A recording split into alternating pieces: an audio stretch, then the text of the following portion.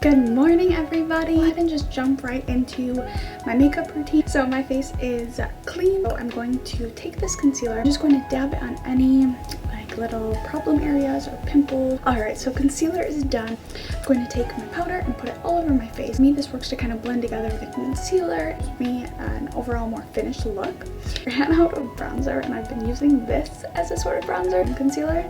It's a little bit different, but it kind of just works like a cream bronzer.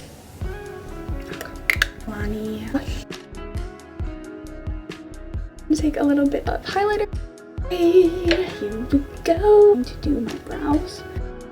Take my eyeshadow. I'm going to take my eyeliner. I'm going to curl my eyelashes. Mascara a little bit of this. Line my lips. Ta-da! This is it.